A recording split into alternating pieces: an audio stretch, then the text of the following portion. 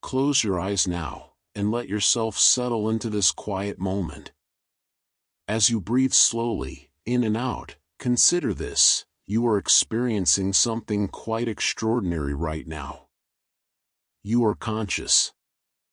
You are aware.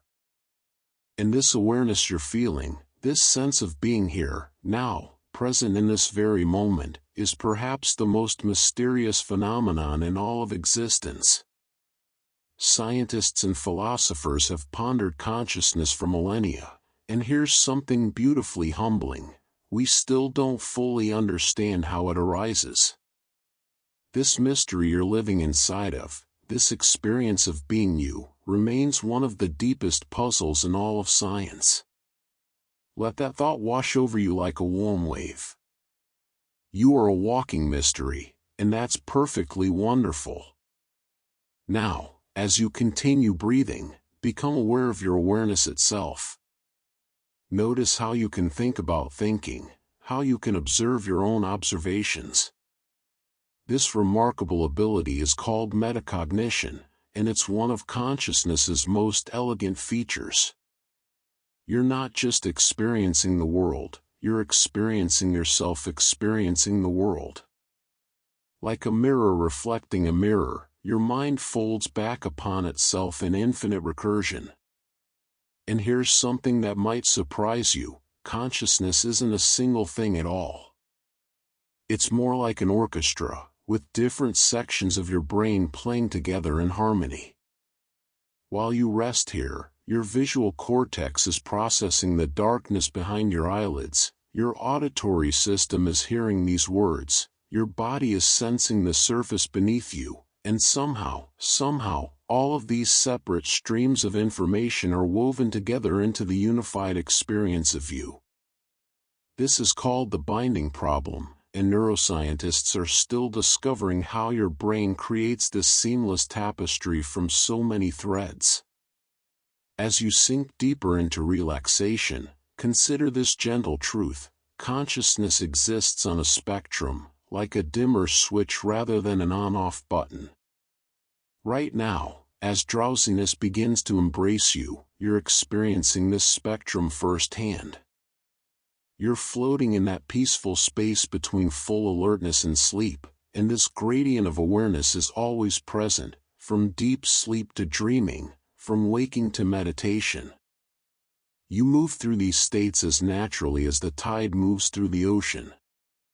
Let yourself drift now, knowing that even as you do, your consciousness is performing millions of calculations beneath your awareness, keeping your heart beating, your lungs breathing, your body balanced and warm. Most of what your brain does happens in darkness, beneath the surface of your conscious mind. Like an iceberg, the vast majority of your mental processes remain hidden in the deep waters below, working tirelessly while you rest peacefully above. Breathe slowly.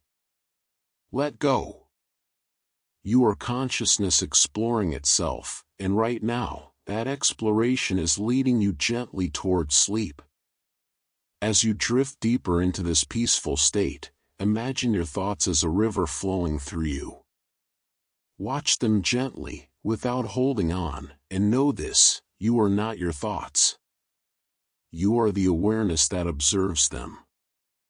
This distinction, recognized by contemplatives for thousands of years, reveals something profound about consciousness. There is a separation between the thinker and the thoughts themselves, between the observer and the observed.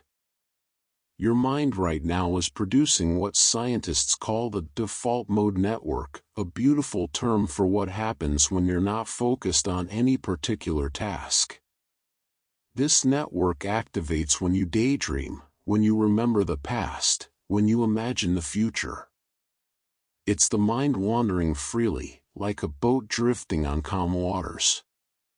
And here's something soothing to know: this wandering isn't laziness or distraction, it's your brain doing essential work, consolidating memories, making creative connections, weaving the story of who you are. As you continue to relax, become aware of something subtle: the feeling of what it's like to be you. Philosophers call this qualia, the subjective, felt quality of experience. The particular redness of red as you see it, the specific way chocolate tastes to you, the exact sensation of warmth on your skin. These private experiences belong only to you, and no one else can ever truly know what your consciousness feels like from the inside. You carry an entire universe of sensation that is yours alone, intimate and unrepeatable. Let your breathing slow even more. Notice how, with each breath, you're experiencing time in a very particular way. But here's something dreamlike and strange. Your consciousness doesn't experience time the way a clock measures it. Your brain actually constructs your sense of time, moment by moment. What feels like now to you is actually a window of about 3 seconds. Your brain gathers sensory information across this brief span and presents it to you as a single present moment. Time, as you experience it, is an invention of consciousness, a story your mind tells to make sense of the endless flow of existence. And speaking of stories, here's a gentle truth to carry you towards sleep: your sense of self, the feeling of being a continuous you from birth until now, is also a construction. Your consciousness weaves together memories, sensations, and narratives into a coherent identity, but this self is more like a process than a thing, more like a verb than a noun. You are not a fixed entity but a flowing river, constantly becoming, constantly changing, yet somehow remaining beautifully, mysteriously you. As you sink deeper still, know that other minds are out there, each one a universe unto itself. This is the problem of other minds, the philosophical puzzle that you can never truly know if others experience consciousness the way you do. But perhaps there's something comforting in this. Every person you've ever met carries their own inner world as rich and deep as yours, each one a cosmos of qualia and sensation, each one a mystery as profound as the stars. Rest now in your own private universe. Let the river of thought carry you gently downstream, toward the ocean of sleep. Soften your body now, releasing any tension you find. As you do, notice where your attention goes. Perhaps it's on your breath, or a sound in the distance, or the weight of your body at rest. This spotlight of attention, this ability to focus on one thing while the rest fades into the background, this is one of consciousness's most practical gifts. But here's what's remarkable: attention and consciousness aren't the same thing. You can be conscious of many things at once, but you can only truly attend to a few. Your attention is like a flashlight beam moving through the vast dark room of your awareness, illuminating one small area at a time. And as that flashlight moves, something fascinating happens beneath your notice. Your brain is constantly filtering out information, deciding what reaches your conscious awareness and what remains hidden. Right now, until this very moment, you probably weren't consciously aware of the sensation of your tongue resting in your mouth, or the feeling of your clothes against your skin. But now you are. This filtering process, called selective attention, protects you from being overwhelmed by the endless flood of sensory data pouring into your nervous system every second. Your consciousness experiences only a tiny fraction of what your senses detect, a carefully curated selection, chosen by processes you'll never consciously see. Let yourself sink deeper, and consider this: there are things happening in your visual field right now that you cannot see, even though your eyes are detecting them. Scientists have discovered something called inattentional blindness. When you're focused on one thing, you can completely fail to notice even obvious events happening right in front of you. In famous experiments, people watching others pass a basketball failed to see a person in a gorilla suit walk right through the scene. Your consciousness is not a camera recording everything. It's a storyteller, selecting details to craft a coherent narrative of the world. As you breathe slowly, imagine your consciousness as a garden, and your attention as a gardener moving through it. But here's something beautiful: you can train this gardener. Practices like meditation actually change the physical structure of your brain, strengthening the neural networks involved in attention and awareness. Every time you notice your mind has wandered and gently bring it back, you're literally rewiring your consciousness, building new pathways, creating new patterns. Your awareness is not fixed, it's fluid, trainable, endlessly capable of growth. And as you rest here in this twilight state, you're experiencing something that happens naturally every night: the dissolution of your sense of boundaries. As you drift towards sleep, the sharp edges between you and the world begin to soften. The normal feeling of being contained in your body, separate from everything else, starts to blur. This boundary, between self and other, between inside and outside, is something your consciousness maintains actively when you're awake. But now, as sleep approaches, those boundaries become wonderfully permeable, and you begin to merge with the vast darkness, becoming part of everything. Here's one more gentle truth before you drift: consciousness might not be located in any single place at all. Despite centuries of searching, neuroscientists haven't found a specific consciousness center in the brain. Instead, consciousness seems to emerge from the complex interaction of many brain regions working together: a network, a system, a dance of electrical and chemical signals creating the miracle of your inner life. You are not happening in one place, you are happening everywhere at once, a symphony with no single instrument playing the melody. Let go now. Let your attention drift wherever it wants to go. The garden tends itself while you rest. Your eyelids are growing heavier now, and perhaps images are beginning to flicker behind them, fragments of memories, glimpses of faces, impossible geometries that shift and dissolve. You're approaching the threshold of dreaming, and here's something wondrous: when you dream, you remain conscious. Dream consciousness is different from waking consciousness, yes, but it's no less real. In your dreams, you see without eyes, you hear without ears, you move through worlds that exist nowhere but in the theater of your mind. Consciousness doesn't disappear when you sleep, it transforms, it explores, it creates entire universes from nothing but neural firing patterns. And here's what's beautiful about this nightly journey: during REM sleep, when most vivid dreaming occurs, your brain is almost as active as when you're awake. The same regions that process visual information when you're looking at the real world light up when you're seeing dream landscapes. Your consciousness is generating complete sensory experiences, sights, sounds, emotions, narratives, all while your body lies still and your eyes are closed. You are both the playwright and the audience, the dreamer in the dream. As you sink deeper, consider this mystery: why don't you realize you're dreaming when you dream? The answer reveals something profound about consciousness itself. During dreams, the prefrontal cortex, the part of your brain responsible for logical thinking and self-awareness, becomes less active.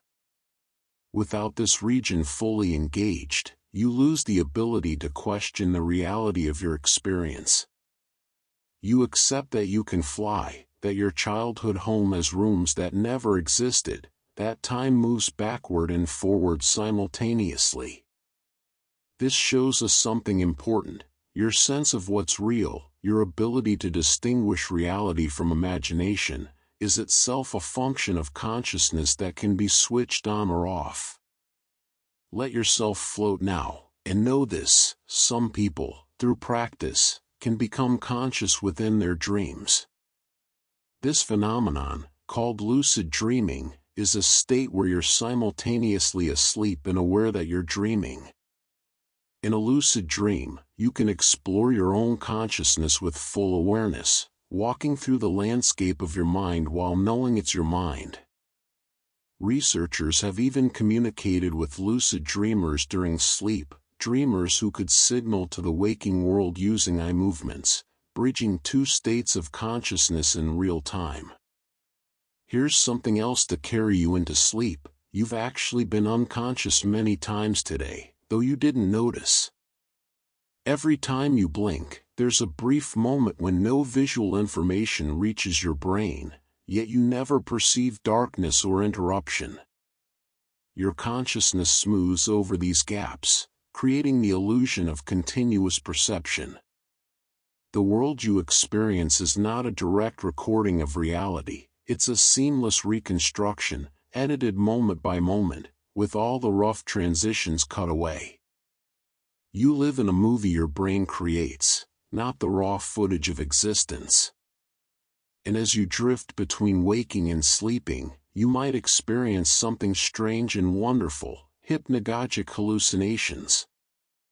These are the bizarre images, sounds, or sensations that can occur as you fall asleep: the feeling of falling, the sound of someone calling your name, geometric patterns cascading behind your eyes. These aren't signs of anything wrong, they're glimpses of your consciousness in transition, your brain experimenting with perception as it shifts between states. You're witnessing the machinery of awareness itself, usually hidden, now briefly visible in the twilight. Rest now. Let the theater begin. Your consciousness will guide you through the night, creating worlds for you to wander, stories for you to live, adventures that will dissolve like mist when morning comes. As you rest in this deepening stillness, let's explore something extraordinary: the relationship between consciousness and language. Right now, as you hear these words, they're not just sounds or symbols, they're becoming thoughts, images, feelings inside your mind. Language doesn't just describe your conscious experience, it actually shapes it. The words you know create categories for your awareness to inhabit. Some languages have words for emotions or experiences that English lacks entirely, and speakers of those languages can consciously distinguish feelings that others cannot. Your vocabulary literally expands the boundaries of what you can be aware of, consciousness and language growing together like vines around a trellis. Here's something even more intimate: that voice you hear in your head when you think, that inner narrator commenting on your experience, that's called inner speech, and it's one of the most common forms of conscious thought. But here's what's remarkable: not everyone has it. Some people think entirely in images, or in abstract concepts without words or pictures. Some people have no inner monologue at all, yet they're just as conscious, just as thoughtful, just as aware. This reveals something profound: consciousness is far more diverse than we imagine. The way you experience being conscious might be completely different from the person sleeping next to you, yet both are equally valid, equally real. Let your mind grow quieter now, and notice what happens when you're not using words. In the space between thoughts, there's still awareness, still consciousness. This reveals something ancient meditation traditions have known for millennia: consciousness doesn't require content. You can be aware without being aware of anything in particular. This is called pure consciousness or contentless awareness, the bare fact of experiencing, stripped of all objects of experience. It's like the empty stage before the actors appear, the silence before the music begins. As you drift deeper, consider this: every emotion you feel is a form of consciousness. Emotions aren't separate from awareness, they're particular flavors of it, specific qualities that color your experience. And here's something fascinating: Emotions involve your whole body, not just your brain. When you feel fear, your heart races and your muscles tense. When you feel joy, your breathing deepens and your posture opens. Scientists have discovered that consciousness is deeply embodied. Your sense of self and your awareness of the world arise from the constant dialogue between your brain and your body. You don't just have a body, you are a body, and your consciousness emerges from flesh and blood, from heartbeat and breath. Here's a gentle thought: as sleep draws near, consciousness might have evolved for a very specific reason: to integrate information. Your brain receives input from millions of neurons, and somehow it needs to coordinate all this activity into coherent action. Consciousness, according to one theory, is what happens when information becomes highly integrated, when separate pieces of data are woven together into a unified whole. Every moment of awareness is your brain solving an enormous puzzle, finding patterns in chaos, creating coherence from complexity. You are the universe's way of organizing itself, of making sense of sensation. And as you rest here, nearly asleep now, know this: consciousness includes not just what you're aware of, but what you're aware of. There's awareness, and then there's awareness of awareness, layers upon layers, like nested Russian dolls. Even now, you can be aware of your body, and then aware that you're aware of your body, and then aware that you're aware that you're aware. This recursive quality, this hall of mirrors, this infinite regress, this is part of what makes consciousness so mysterious, so impossible to fully grasp. It's like trying to see your own eyes without a mirror, like a hand trying to grasp itself. Let go of grasping now.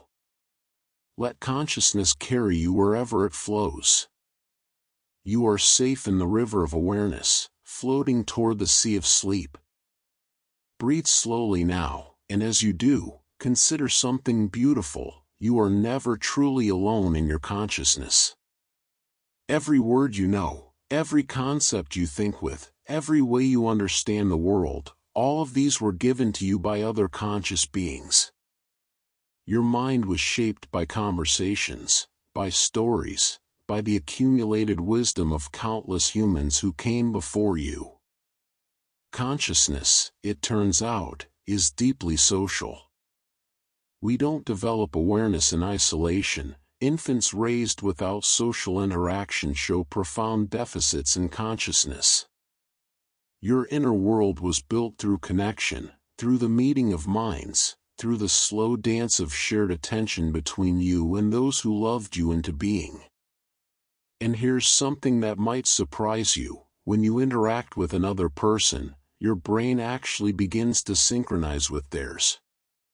Scientists measuring brain activity during conversations have found that the neural patterns of speaker and listener start to align, creating what some call brain-to-brain coupling. When you truly connect with someone, when you feel understood or understanding, your consciousnesses are literally resonating together, like two instruments playing in harmony. You are not a solitary island of awareness, you are part of a vast archipelago, connected beneath the surface in ways you cannot see. Let yourself sink deeper, and consider the mystery of empathy. When you see someone in pain, specific neurons in your brain, called mirror neurons, fire as if you were experiencing that pain yourself. Your consciousness doesn't just observe other minds, it simulates them, creates miniature versions of other people's experiences inside your own awareness. Every time you understand what someone else is feeling, you're running a small model of their consciousness within your own. You carry other people inside you, their joys and sorrows echoing in your neural architecture. As drowsiness embraces you, here's a profound question: could consciousness exist at scales larger than a single brain? Some scientists wonder if groups of people, their minds interconnected through communication and shared purpose, might create something like a collective consciousness, not mystical or supernatural, but emerging naturally from the interaction of individual awarenesses. Every time a crowd moves as one, every time an idea spreads through a culture, every time humans coordinate without speaking, perhaps these are glimpses of consciousness operating at a larger scale, the way your individual neurons create your personal awareness. Here's something else to carry into dreams. Your consciousness right now is being influenced by beings you've never met. The bacteria in your gut, trillions of microscopic organisms, produce neurotransmitters that affect your mood, your thoughts, your sense of well-being. Your microbiome is in constant communication with your brain, shaping your conscious experience in ways science is only beginning to understand. You are not one being but many, a walking ecosystem, and your consciousness emerges from this vast cooperative of life forms all working together. Even your sense of being a single, unified self depends on partnerships you're barely aware of. And as you drift towards sleep, consider this general truth: consciousness might be far more common than we think. Some scientists argue that even simple systems might have primitive forms of experience, not human-like consciousness, but something, the faintest glimmer of what it's like to be. Perhaps consciousness exists on a vast spectrum, from the rich inner life you're experiencing right now, down through simpler and simpler forms, all the way to the dimmest spark of awareness in the simplest living things. If this is true, then you're not alone in consciousness. You're part of an ancient family, sharing the miracle of inner experience with countless other beings, each aware in their own way. Rest now in this web of connection. You are held by invisible threads, linked to minds near and far, part of something vast and ancient and ongoing. Let sleep come gently, knowing you're never separate from the whole. Your breathing is slowed now, deep and rhythmic, and in this peaceful state, let's explore how your consciousness paints the world. The colors you see, the sounds you hear, the world as it appears to you, all of this is a creation, an interpretation. Your brain doesn't passively receive reality, it actively constructs it. Light waves hit your retina, but they have no color. Color is something your consciousness adds, a way of representing different wavelengths. The red of a sunset, the blue of the ocean, these are inventions of your mind, brush strokes of awareness painting experience onto the canvas of sensation. You live inside an artwork you're creating continuously, moment by moment. And here's something dreamlike: you're actually living slightly in the past. It takes time for sensory information to travel from your eyes and ears to your brain, to be processed and assembled into conscious experience. By the time you're aware of seeing something, it's already happened, about half a second ago. But your consciousness smooths this over, creating the illusion of experiencing the present moment. You live in a carefully maintained fiction of now, when actually you're always experiencing the very recent past, dressed up as the present. Time and perception are wrapped in illusion, but what beautiful illusions they are. Let yourself float deeper, and consider this: your consciousness can be altered in countless ways, some subtle, some profound. A cup of coffee sharpens your awareness. Lack of sleep makes it foggy. Deep meditation can create states of consciousness that feel radically different from ordinary waking life, states of expanded awareness, of timelessness, of dissolving boundaries. Some people, through extreme practices, can remain conscious while their body enters sleep paralysis, or can maintain awareness continuously from waking through dreaming and back again. Consciousness is far more flexible, far more malleable, than the single familiar state you usually inhabit. As you rest here, nearly dreaming now, here's something fascinating: Your consciousness has a rhythm.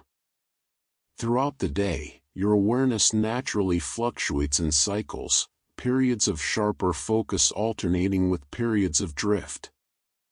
Even within a single hour, your attention waxes and wanes. This isn't a flaw or a failure of discipline, it's how consciousness naturally operates, in waves and rhythms like the tide. Right now, you're riding one of these waves down into the peaceful valleys of reduced awareness, and that's exactly where you should be. Here's a truth that might shift your perspective: you never experience objective reality, you only experience your brain's model of reality. Everything you perceive has passed through layers of interpretation, prediction, and assumption. Your consciousness is constantly guessing what's out there, using past experience to predict the present, and what you experience as seeing or hearing is actually your brain's best hypothesis about what's happening. When your predictions are accurate, the world seems solid and real. When they're wrong, you experience surprise, confusion, the strange shock of expectation violated. You don't inhabit the world itself, you inhabit your brain's simulation of it. And as sleep draws very near now, consider one final thought for this passage through the night: consciousness might be self-organizing. Just as a whirlpool emerges naturally from flowing water, just as a flame arises spontaneously from fuel and oxygen, consciousness might emerge naturally from complex systems that process information. You didn't create your awareness through effort or will, it arose, spontaneously, from the intricate dance of billions of neurons. It organized itself, like a crystal forming from solution, like a pattern appearing in chaos. You are an emergent phenomenon, awareness arising from complexity, consciousness blooming like a flower from the fertile ground of matter. Rest deeply now. Let your consciousness dim like a candle flame, growing smaller, softer, the light narrowing to a point before it finally, peacefully, transforms into the different light of dreams. You're very close to sleep now, hovering in that liminal space where waking and dreaming blur together. And in this twilight, let's rest with something profound: the fact that you exist, the fact that there is something it is like to be you. This is what philosophers call the hard problem of consciousness. Scientists can explain how your brain processes information, how neurons fire and connect, how sensory data becomes behavior. But none of this explains why there should be an inner experience at all. Why should the material processes of the brain give rise to the felt quality of awareness? Why is there a you experiencing all of this from the inside? This question remains beautifully, mysteriously unanswered. Here's something that deepens the mystery: consciousness seems to have unity. Right now, even as thousands of different processes occur across your brain, visual processing here, memory retrieval there, emotion generation somewhere else, you experience yourself as one. Not a committee, not a collection, but a single experiencer. This is called the unity of consciousness, and it's remarkable because your brain is not unified, it's a vast network of specialized regions, each doing its own work. Yet somehow, from this multitude, a singular you emerges. How many become one is a riddle that touches the very heart of existence. Let your thoughts grow even quieter, and notice something subtle: consciousness always has a subject. There is always someone to whom experience is happening. Even in your deepest meditations, even in altered states, there remains an experiencer, a witness, a point of view from which the world is perceived. This perspective, this first-person quality of consciousness, cannot be removed from experience. You can never step outside your own awareness to see it objectively, like examining a rock or measuring a tree. Consciousness is unique in this way. It can only be known from within, by the one who possesses it. As you drift, consider this gentle paradox. Consciousness is both the most obvious thing in your life and the most mysterious. Nothing is more immediately known to you than your own awareness. You cannot doubt that you are conscious right now. Yet nothing is more difficult to explain, more resistant to understanding. Consciousness is simultaneously intimate and alien, familiar and strange. You are, in this moment, the closest thing and the farthest mystery, known completely and understood not at all. Here's something to accompany you into sleep. Some traditions speak of consciousness not as something the brain produces, but as something more fundamental, perhaps even a basic feature of the universe itself, like space or time or energy. In this view, your brain doesn't create consciousness, it focuses it, filters it, gives it a particular form and flavor. Like a prism doesn't create light but bends it into colors, your brain might not create awareness but shape universal consciousness into the specific experience of being you. Whether this is true or not, it's a beautiful thought, that your awareness is not isolated, not created and destroyed with your body, but part of something vast and eternal. And here, as sleep finally arrives, one last truth: consciousness is always changing, never static. Even the sense of being a continuous self across time is an illusion. You are not the same consciousness you were a moment ago. Every instant, awareness is born anew, different from the moment before, fresh and unprecedented. You are not a thing that persists, you are a process that flows, a river that never contains the same water twice. The you of this moment will never exist again. Each moment of consciousness is unique, unrepeatable, precious precisely because it passes. Let go now completely. Release your grip on wakefulness. Your consciousness will continue its journey without your effort, transforming through sleep, through dreams, through the mysterious territories of the night. And when morning comes, awareness will return, slightly changed, forever new, the eternal mystery beginning once again. Rest now. Be at peace. The mystery holds you gently as you dissolve into sleep. In the deep quiet of this hour, as your body rests and your mind floats freely, let's explore the hidden structure beneath your awareness. Your consciousness, right now, is layered like an ancient city built upon itself. At the deepest level, there's something called the phenomenal self, the basic feeling of being a body in space, the raw sense of existing. Above that, there's the narrative self, the story you tell about who you are, your memories, your personality, your dreams. And above that still, there's the reflective self, the part that can step back and observe both the feeling and the story. You are not one self but many selves, nested like Russian dolls, each layer a different kind of consciousness. Here's something remarkable about this architecture: the different layers can come apart.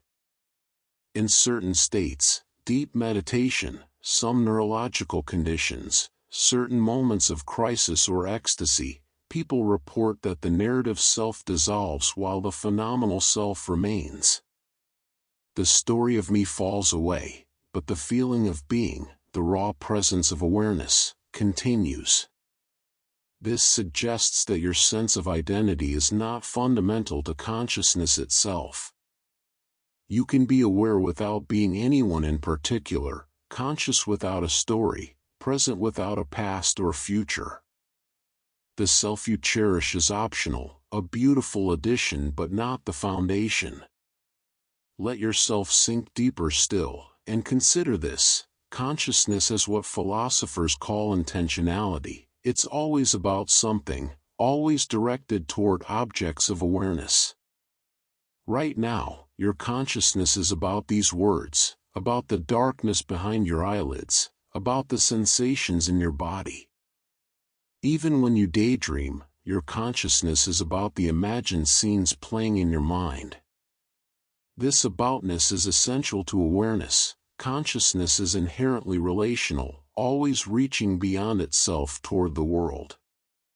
You are not a closed system, you are an opening, a window through which existence looks at itself. As sleep draws nearer, here's something philosophers have puzzled over for centuries. Can you be conscious of something without knowing that you're conscious of it? Can there be awareness without self-awareness? The answer seems to be yes. Infants are conscious long before they develop self-recognition. Animals experience the world without the complex self-models humans possess. Even you, in certain moments, absorbed in music, lost in conversation, deep in flow, can be conscious without that second-order awareness of your own consciousness. Awareness can exist in pure form, without the mirror of self-reflection. Here's a truth that might shift how you understand yourself. Your consciousness has a particular grain or texture based on how your sensory systems work. You experience the world in discrete sensory channels: sight, sound, touch, smell, taste, because that's how your biological sensors are organized. But this isn't the only way consciousness could be structured. Imagine being a bat, experiencing the world through echolocation, your awareness filled with the texture of sound shapes bouncing back from objects. Imagine being an octopus, with neurons distributed throughout your arms, perhaps experiencing something like multiple centers of consciousness. The structure of your awareness is shaped by the particular body you inhabit.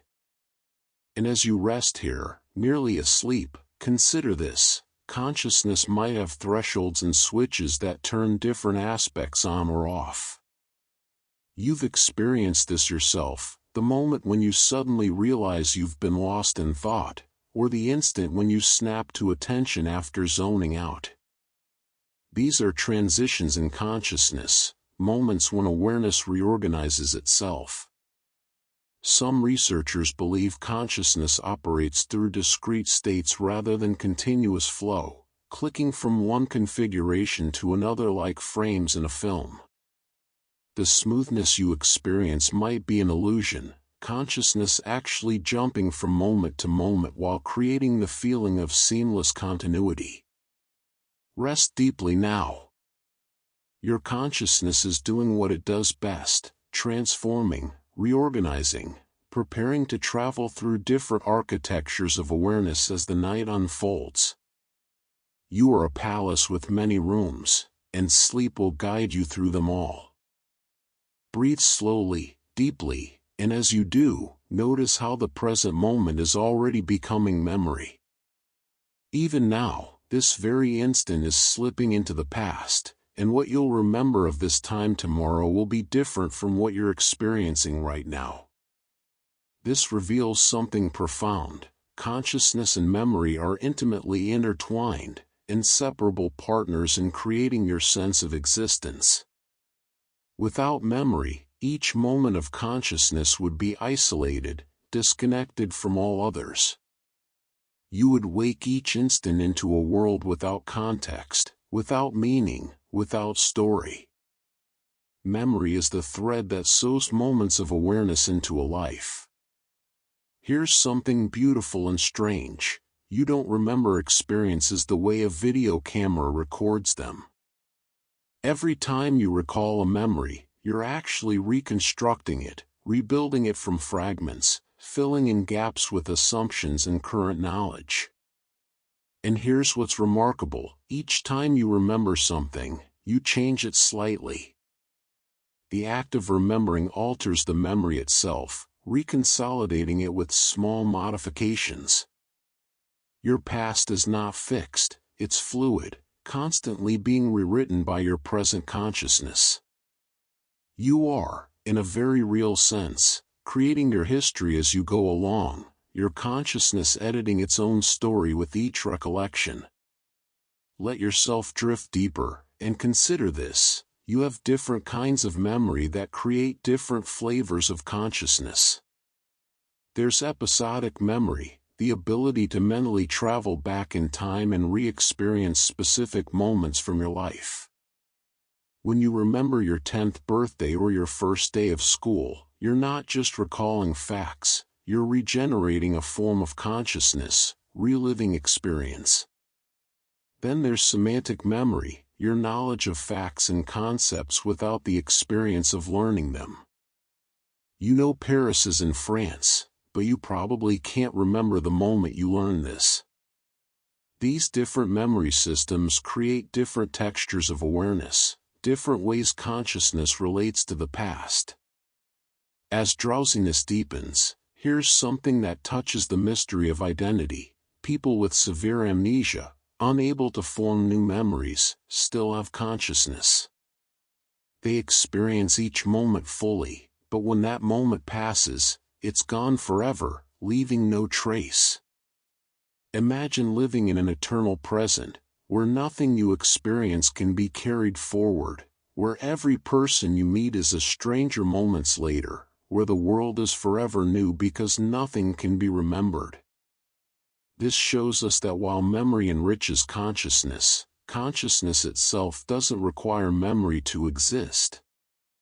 Awareness can be entirely present, entirely now, unconnected to any past or future. Here's another layer to this mystery: you likely have very few memories from before age 3 or 4. This phenomenon, called childhood amnesia, isn't because young children aren't conscious. They clearly are, experiencing the world richly and vividly. Rather, the kind of memory that creates autobiographical narrative develops later.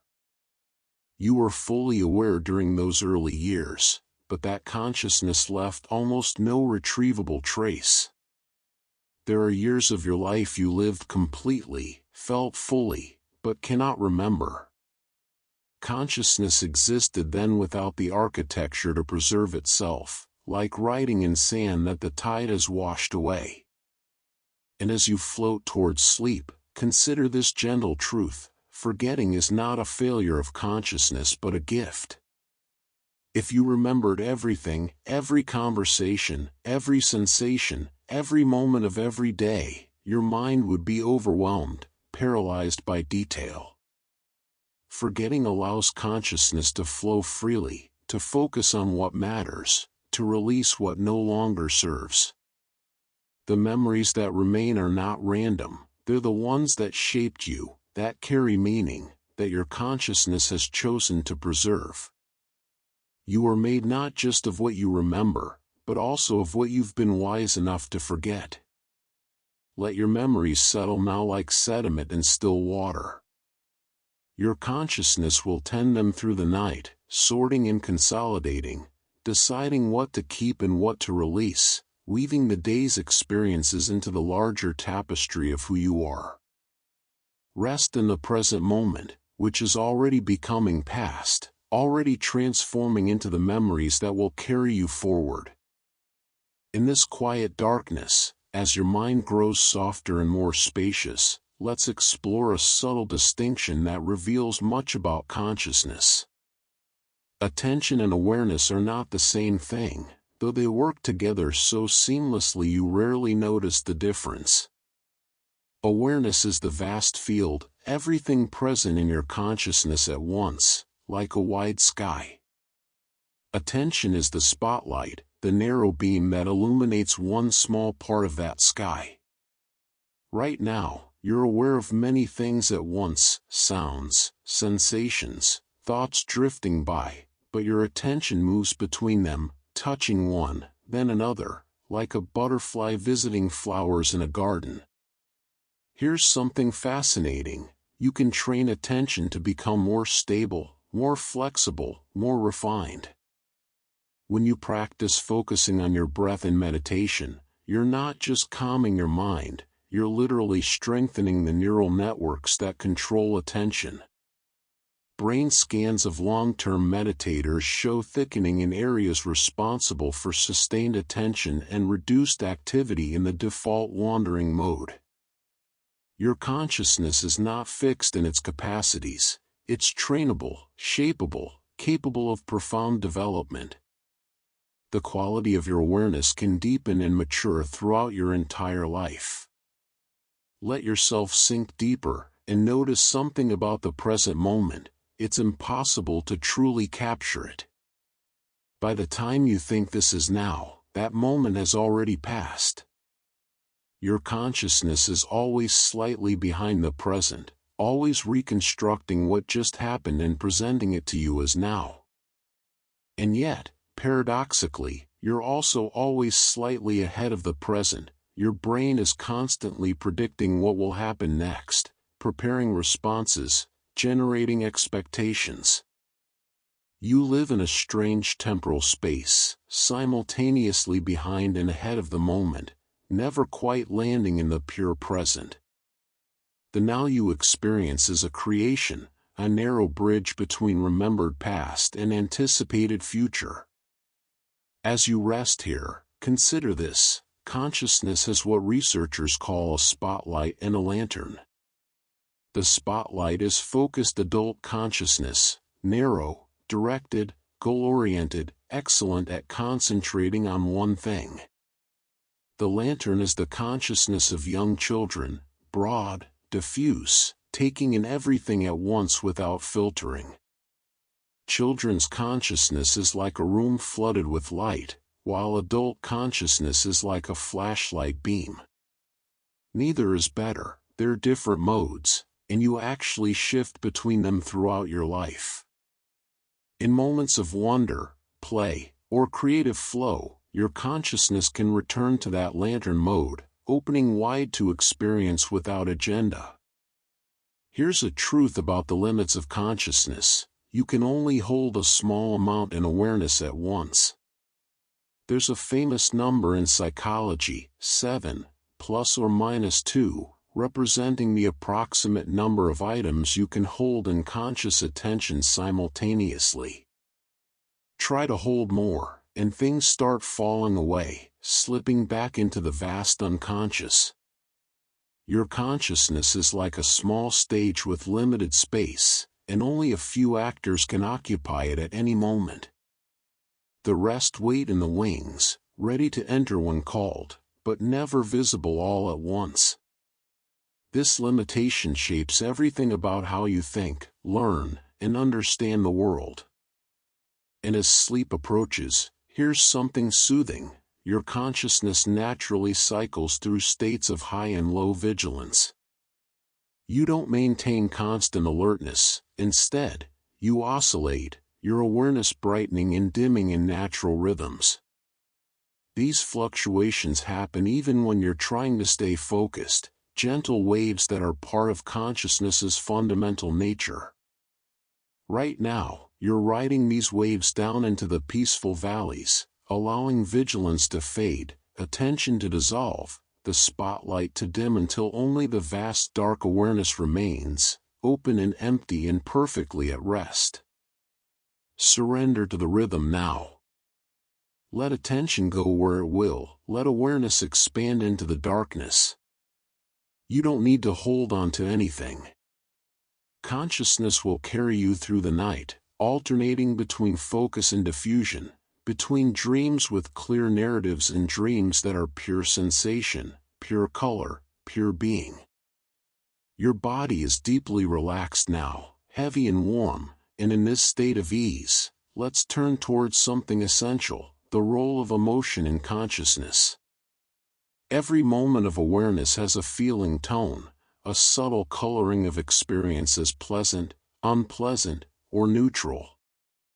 Even right now, as you rest here peacefully, there's an emotional quality to your consciousness, the gentle pleasure of relaxation, perhaps, or the neutral feeling of simply being. Consciousness is never purely objective, never just raw information. It always comes wrapped in feeling, in valence, in the body's subtle response to experience. You don't just perceive the world, you feel your way through it. Here's something profound about emotions and consciousness: feelings are actually a form of perception. Just as vision tells you about the world outside your body, emotions tell you about the state of your body and your relationship to the environment. Fear is your body perceiving threat. Joy is your body perceiving safety and opportunity. Sadness is your body perceiving loss. These aren't interruptions to clear thinking, they're essential information, a different kind of knowing that's woven into every moment of conscious experience. Your emotional awareness is as fundamental as your sensory awareness, another channel through which consciousness apprehends reality. Let yourself drift deeper, and consider this: emotions can exist outside conscious awareness. You can be influenced by feelings you're not consciously experiencing, moods that color your perception without your knowledge. Scientists have shown that unconscious emotional processing affects decision-making, attention, and memory. Your consciousness is like the tip of an iceberg of feeling. Beneath the emotions you're aware of lies a vast ocean of emotional processing, constantly influencing what rises into awareness. You're always feeling more than you know you're feeling. As you sink into sleep's embrace, here's something beautiful: consciousness includes a constant stream of what neuroscientists call interoception, your awareness of your body's internal state. Right now, even as you're barely aware of it, your consciousness is registering your heartbeat, your breathing, the fullness or emptiness of your stomach, the tension or relaxation in your muscles, the temperature of your skin. This internal sense is continuous, creating a background hum of bodily awareness that grounds your consciousness in the physical world. You are not a mind floating free, you are awareness anchored in flesh, forever listening to the body's quiet signals. Here's a paradox of emotional consciousness: you can be aware of an emotion without being overwhelmed by it. Through practices like mindfulness, people learn to experience sadness without being consumed by sadness, to feel anger without becoming anger. This creates a kind of meta-emotional consciousness. You're not just feeling, you're aware of yourself feeling, creating a small space between the emotion and the experiencer. In that space, there's freedom, the ability to choose how to respond rather than being carried away by the feeling. Consciousness has this remarkable quality: it can hold experience without being defined by it. And as you rest here in the deep quiet, consider this final truth about emotion and awareness: positive feelings expand consciousness while negative feelings narrow it. When you're joyful, your awareness opens wide, taking in more of the world, making broader connections, seeing more possibilities.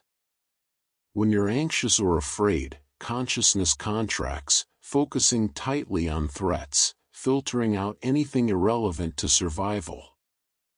This is why difficult emotions feel so all-consuming. They literally narrow the field of awareness. But right now, in peace and safety, your consciousness can be spacious, open, unbounded. There's room for everything in this vast awareness. Thoughts can come and go, sensations can rise and fall, and you remain the open space that holds it all. Rest in that openness now. Let emotions pass through like clouds through sky. Your consciousness is the sky itself. Emotions are weather, beautiful and temporary, while awareness remains constant, clear, and infinitely spacious. Float in that clarity as sleep receives you. In this deepening stillness, as the night unfolds around you, let's explore how consciousness creates meaning. Your awareness doesn't just register sensations, it interprets them, weaves them into significance, creates patterns from chaos. When you see marks on a page, they become words. When you hear sounds, they become music or speech. When you encounter another person, you don't just see a physical body, you perceive intentions, emotions, personality, a mind like your own. This meaning-making is so automatic, so seamless, that you rarely notice consciousness is doing it. But meaning isn't in the world itself, it's something your awareness adds, a gift consciousness gives to raw experience. Here's something remarkable: consciousness can experience meaning directly, without words or reasoning. You can know something is important, feel something is right, sense that something matters, all before you can explain why. This is called semantic processing, and it operates at a level deeper than language. When you walk into a room and instantly feel something is wrong, or when you meet someone and immediately trust them, that's your consciousness grasping meaning directly, bypassing the slow path of logical analysis. Your awareness is constantly reading significance in the world, often understanding before thinking can catch up. Let yourself float deeper now, and consider this: consciousness creates coherence from fragments. Right now, photons bounce off objects and hit your retinas in scattered patterns. Sound waves vibrate your eardrums in complex frequencies. Pressure receptors in your skin fire in chaotic bursts. From this disjointed input, your consciousness somehow constructs a unified, coherent world, stable objects in three-dimensional space, meaningful sounds, a sense of your body as a whole. This binding of separate sensations into unified experiences is one of consciousness's greatest achievements, performed so effortlessly you never appreciate the miracle of it. As drowsiness deepens, here's a truth about consciousness and symbols: humans are unique in how extensively we live in symbolic reality. The words you think with, the numbers you count with, the concepts you understand, these are all symbols, mental tokens that stand for things in the world. Your consciousness can manipulate these symbols, combine them in new ways, create meanings that never existed before. When you imagine a unicorn or contemplate infinity, your consciousness is operating purely in symbolic space, creating experiences of things that have no physical existence. You live simultaneously in two worlds: the concrete world of sensation and the abstract world of symbols. Here's something that deepens the mystery: consciousness can become aware of its own meaning-making processes. Right now, you can notice how your mind is interpreting these words, how it's creating understanding from sounds and symbols. This is metacognitive awareness, consciousness observing its own operations, meaning reflecting on meaning. It's like watching yourself watch, thinking about thinking. This recursive quality creates an infinite regress, a hall of mirrors where consciousness examines itself, examining itself, forever. The observer can become the observed, but then who observes that observer? And as sleep draws very near, consider this: the meaning you find in life, the significance you perceive in your experiences, the sense that your existence matters, all of this is consciousness interpreting itself. There's no meaning out there waiting to be discovered. Meaning is something consciousness creates continuously, a story awareness tells about experience. This isn't to say meaning is false or unimportant, quite the opposite. The meanings you create are the most real things about your life, the frameworks through which everything else is understood. Your consciousness is constantly asking, what does this mean, and then answering its own question, weaving the tapestry of significance that makes life coherent, purposeful, worth living. Rest in meaning now, or rest beyond meaning. Let interpretation dissolve. Sometimes consciousness can simply be, without needing to understand, without needing significance. Just awareness, just presence, Just the quiet fact of existing without story, without symbol, without the need for anything to mean anything at all. Your breath is so gentle now, barely a whisper, and in this profound quiet, let's visit one of consciousness's most magical abilities, imagination. Right now, if you wish, you can picture a purple elephant wearing a top hat, dancing on the moon. In an instant, your consciousness creates an experience that has never existed in reality, will never exist, yet feels vivid and present. Imagination is consciousness unmoored from sensation, creating experience from pure intention. When you imagine, you're using the same neural machinery that processes real perception. Your visual cortex activates when you visualize, your motor cortex engages when you imagine movement. The brain doesn't sharply distinguish between perceived and imagined, both are forms of conscious experience. Here's something profound: imagination isn't just playful creativity, it's essential to how you navigate the world. Every plan you make requires imagining a future that doesn't yet exist. Every decision involves simulating possible outcomes in your mind. When you think about what to say in a conversation, you're running imaginary scenarios, testing different versions of reality before choosing one to actualize. Your consciousness is constantly generating possible worlds, exploring them, learning from simulations that never happen. You are, in a very real sense, living in multiple realities at once, the one that is, and the countless ones that might be. Let yourself drift deeper, and consider this: imagination can create experiences that feel more real than reality itself. In vivid daydreams or deep creative flow, consciousness becomes so absorbed in imagined scenarios that the external world fades away. Time disappears. Your body becomes irrelevant. You're fully present in a world that exists only in awareness. This shows something remarkable about consciousness: it doesn't require external input to generate rich, complete experiences. Given only itself, consciousness can create universes, populate them with characters, set them in motion with narratives. Your mind is a reality generator, capable of infinite worlds. As you float in this twilight space, here's something beautiful: imagination allows consciousness to transcend time. You can remember the past, re-experiencing moments long gone. You can anticipate the future, pre-experiencing events that haven't occurred. And in imagination, you can create alternative presents, what-if scenarios where different choices were made, different paths taken.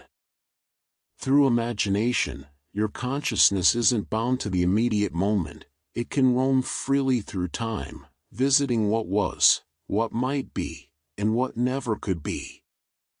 You are a time traveler, but the vehicle is consciousness itself.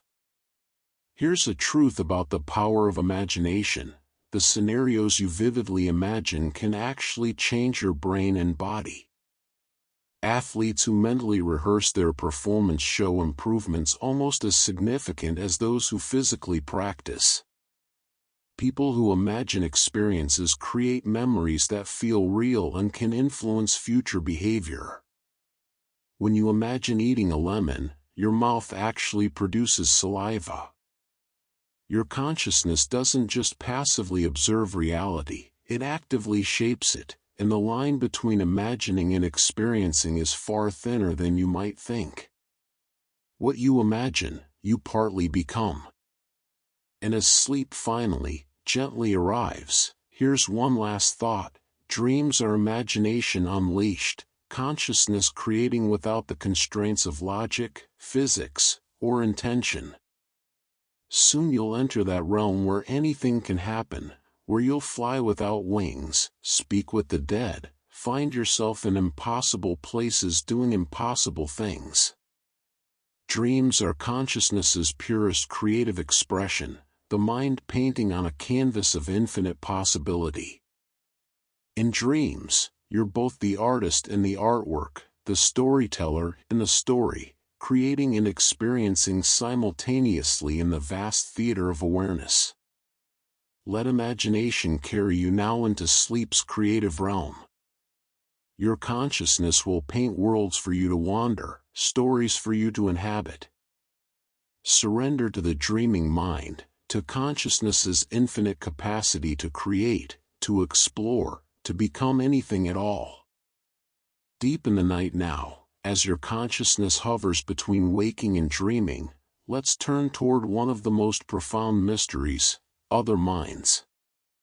Right now, you know with absolute certainty that you are conscious. It's the most obvious fact of your existence. But how do you know that anyone else is conscious? You can see their behavior, hear their words, observe their actions, but you can never directly experience their inner life. You can never know what it's like to be them from the inside. This is called the problem of other minds, and it reveals something essential. Consciousness is inherently private, locked within the perspective of the experiencer, forever inaccessible to anyone else. Here's something both isolating and connecting. Despite this fundamental privacy, you constantly assume others are conscious like you. When someone smiles, you don't just see muscle movements, you perceive joy, an inner experience similar to your own. When someone cries, you feel their pain, somehow knowing they're experiencing something real and similar to what you would feel. This ability to recognize consciousness in others, to intuit their inner states, is called theory of mind, and it emerges early in childhood. Your consciousness naturally reaches out toward other consciousnesses, building bridges across the unbridgeable gap between minds. Let yourself sink deeper, and consider this: your sense of other people's consciousness actually shapes your own. Studies show that when people believe they're interacting with a conscious being versus an unconscious machine, their brain activity differs, even if the interaction is identical. The mere belief that another consciousness is present changes your experience. You are, in a sense, always in relationship with other minds, real or imagined, and your consciousness is constantly calibrated by this social context. Even alone, you carry others within you, their imagined perspectives shaping your awareness. As you rest in the quiet darkness, here's a strange truth: you might be more similar to some animals' consciousness than to other humans' consciousness. A person with severe autism might experience awareness in ways radically different from yours, perhaps without the constant social modeling, without the automatic reading of emotions, without the narrative self-talk. Meanwhile, you might share more of the felt quality of experience with a dog or a dolphin, the basic sensations, emotions, and perceptions that arise before human-specific cognitive elaborations. Consciousness comes in countless varieties, and the familiar human form is just one expression among many. Here's something that deepens the mystery: when you interact deeply with another person, something remarkable happens. You begin to carry a model of their consciousness inside your own. Close relationships create what some call shared consciousness, not a mystical merging, but a practical reality where you can predict their thoughts, feel their feelings before they speak, finish their sentences, know their preferences. You internalize their perspective so thoroughly that a part of them lives in your awareness, their consciousness modeled within yours. In this way, relationships are real unions of minds, overlapping territories in the landscape of awareness. And as sleep finally claims you completely, rest with this thought: perhaps the question isn't whether others are conscious, but rather how consciousness flows between us. Maybe awareness isn't trapped in isolated skulls but moves like water through a network, pooling here, flowing there, connecting in ways we barely understand. Every conversation is a meeting of consciousnesses, every relationship a sustained connection between inner worlds.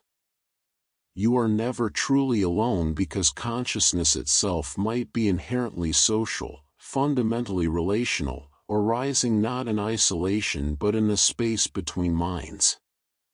Drift now into the collective unconscious of sleep, where boundaries dissolve, where your dreams might touch the dreams of others in ways beyond knowing.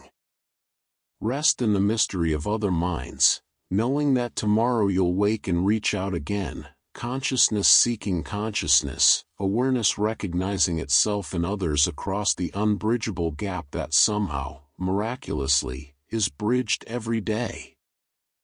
In this deepest hour of night, as your body lies perfectly still and your mind drifts like mist, let's explore the nature of time and consciousness.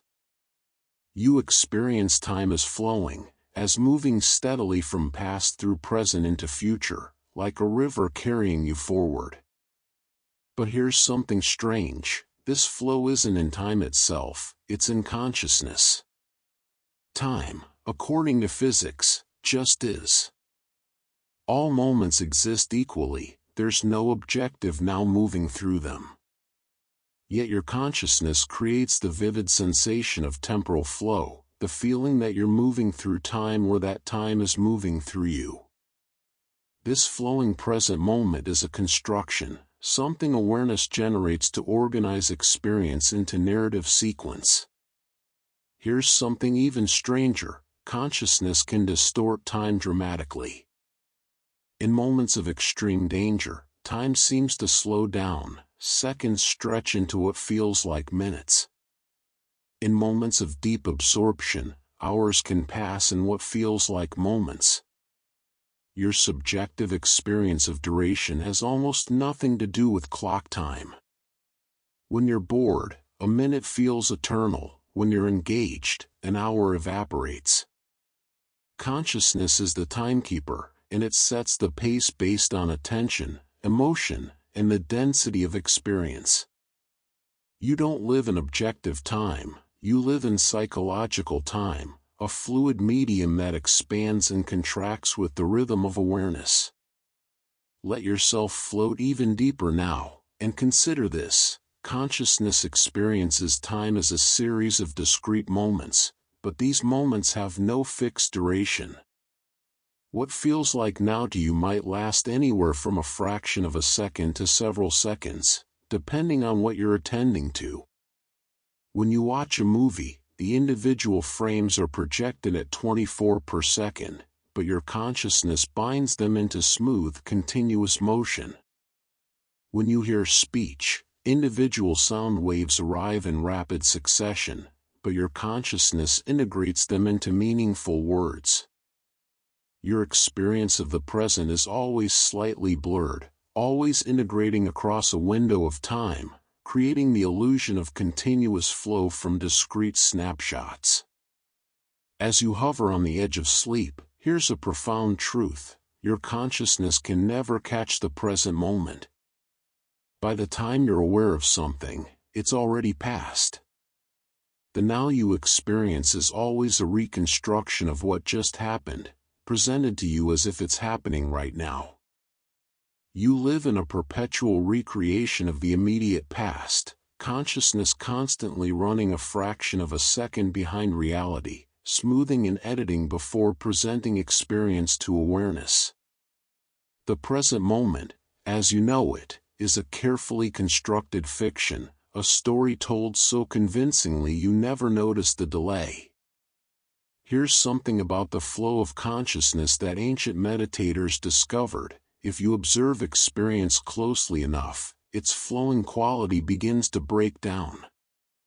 Advanced practitioners report that consciousness, when examined microscopically, doesn't flow smoothly at all. It flickers, arising and passing in discrete moments, like frames in a film or beads on a string. Each moment of awareness arises fresh, lasts briefly, and passes away, replaced by the next moment. The flow you normally experience is an illusion created by the rapid succession of discrete consciousness moments, like still images creating the appearance of motion. Beneath the surface, consciousness might be discontinuous, punctuated, or rising and ceasing countless times per second. And as sleep finally, completely embraces you, rest with this. In sleep, your experience of time will transform utterly. In dreams, years can pass in minutes. Time can run backward or loop recursively. You can be simultaneously a child and an adult, experience events out of sequence, exist in multiple times at once. Dream consciousness isn't bound by temporal logic, it plays with time, folds it, breaks it, recreates it moment by moment. Soon you'll enter that timeless realm where the past, present, and future merge into a fluid now that has no duration, no sequence, only the eternal dream moment that contains everything at once. Release your grip on time now. Let the flow carry you wherever it goes. Time is a river, and you're dissolving into water, becoming the current itself, moving beyond the illusion of past and future into the vast timeless presence that holds all moments at once. You're very deep now, consciousness transformed into something softer, dimmer, less defined. And in this transformed state, let's honor what's happening. Sleep is not the absence of consciousness but a different form of it. Throughout the night, you'll cycle through distinct stages of awareness, each with its own quality, its own signature. In light sleep, consciousness remains tethered loosely to the external world. You can still be easily awakened, still process sounds and sensations peripherally.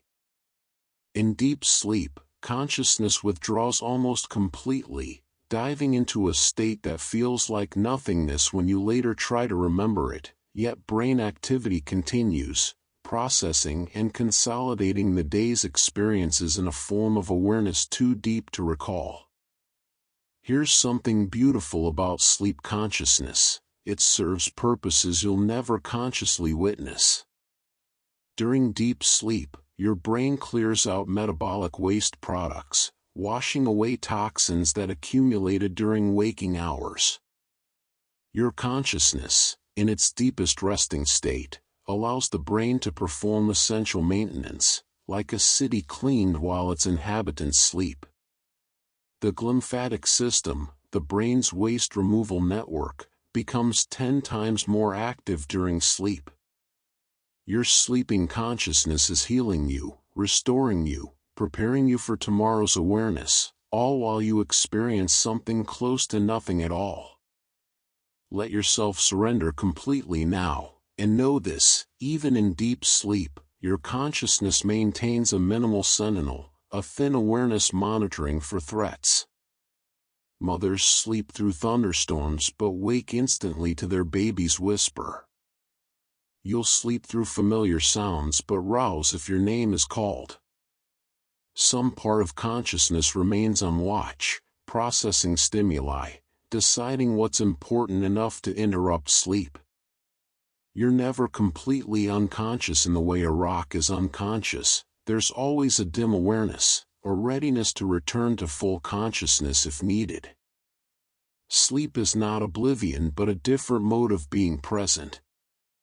As you drift through these deepening stages, here's something about the architecture of sleep. You'll cycle through different states approximately every 90 minutes, moving from light sleep into deep sleep and then into REM, where dreams bloom most vividly. This ultradian rhythm continues all night, 4 or 5 complete cycles, each one a journey through different territories of consciousness. Early in the night, deep sleep dominates, your consciousness at its most withdrawn. Later in the night, REM periods lengthen, and dreams become more elaborate, more vivid, more bizarre. Your sleeping consciousness follows a choreography, a dance through states that have evolved over millions of years. Here's a truth about consciousness and sleep that many don't realize. Sleep deprivation doesn't just make you tired, it fundamentally alters consciousness itself. After even one night of poor sleep, your waking consciousness becomes unstable, prone to microsleeps where awareness blinks out for seconds at a time without your noticing. Emotions become harder to regulate. Perception becomes less reliable. The boundary between waking and sleeping consciousness begins to blur. This shows how fragile the waking state is, how much it depends on the restorative work of sleep consciousness. The two states are partners, each maintaining the other, consciousness flowing between them in essential rhythm. And here, in this final moment before you fully cross over, rest with this knowledge: sleep is not time lost but time transformed. The 8 hours you'll spend sleeping are not absent from your life, they're hours of consciousness in a different key, serving different purposes. You'll process emotions, consolidate memories, solve problems your waking mind couldn't crack, integrate the day's experiences into the larger story of your life. Your sleeping consciousness is working, healing, creating, reorganizing. Sleep is not less than waking, it's differently conscious, equally essential, another mode of being alive. Let go completely now. Cross the threshold. Your consciousness is safe, held by the rhythms of sleep, cycling through its ancient patterns. Nothing to do, nowhere to go, nothing to be but this, awareness transforming through the night, consciousness in its healing darkness, the mind at rest yet never truly still. You're in the deep waters now, consciousness like a submarine descending into darker and darker regions. And in this depth, let's acknowledge what lies beneath all awareness: the unconscious mind. For every thought that surfaces into consciousness, there are thousands that never do.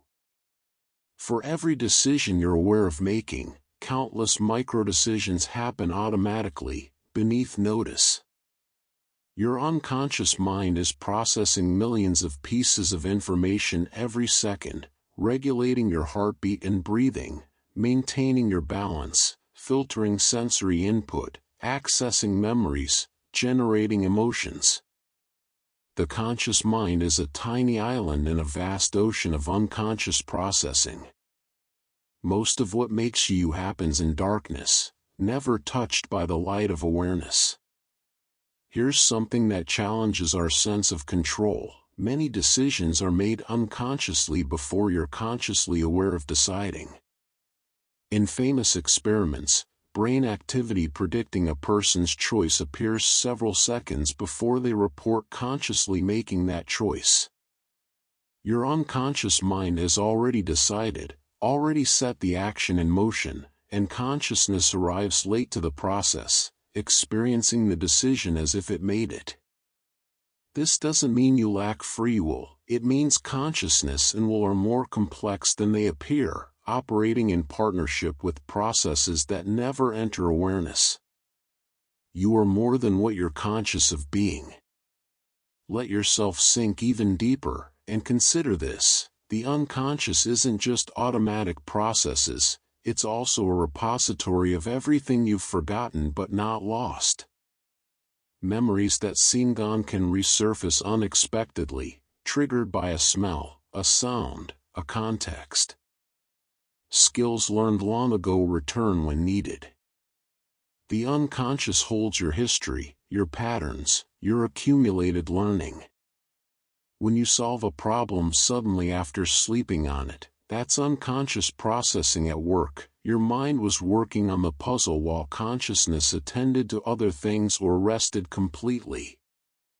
The depths are always active, always thinking, always working on your behalf. As you float in this twilight realm, here's something profound: emotions often arise from unconscious processes and only later become conscious. You might feel anxious without knowing why. The unconscious has detected a pattern, a similarity to past danger, and generated the feeling before consciousness can identify the cause. You might dislike someone on first meeting. Unconscious processing of subtle cues has formed a judgment faster than awareness can articulate reasons. Your emotional life is rooted in the unconscious, with feelings bubbling up into consciousness like springs from deep underground. What you feel consciously is often the last to know what the depths have already concluded. Here's a truth about creativity and the unconscious: your best ideas often come from below consciousness, arriving suddenly as insights or inspirations. Artists, scientists, and inventors throughout history have reported that solutions appear fully formed after periods of not thinking about the problem consciously. The unconscious mind makes connections, sees patterns, generates possibilities that the conscious mind, with its narrow focus and logical constraints, might never find. When you stop trying, when you rest or turn your attention elsewhere, the unconscious can work more freely, offering up gifts to consciousness: sudden understanding, unexpected solutions, creative breakthroughs that feel like they came from nowhere. And as you rest in the deepest part of the night, know this: consciousness and unconsciousness are not separate territories but a spectrum, a continuum. There's no sharp boundary between them, just gradations of awareness, like ocean depths where light gradually fades. Some processes hover at the edge: subliminal perceptions, fringe awareness, the sense of something on the tip of your tongue. Right now, as you hover between waking and sleeping, you're experiencing this continuum directly: consciousness dimming gradually rather than switching off, awareness fading through shades of gray into something that's not quite unconscious, not quite conscious, but somewhere beautifully in between. Rest here in the liminal space. The depths are holding you, the unconscious doing its invisible work, consciousness a dim spark in the vast darkness of the mind. Trust the darkness. It knows what you need, what you've forgotten, what you're becoming. Let it work while you rest. In this profound darkness, consciousness barely a whisper now. Let's visit one final mystery before true sleep claims you: the nature of self-awareness.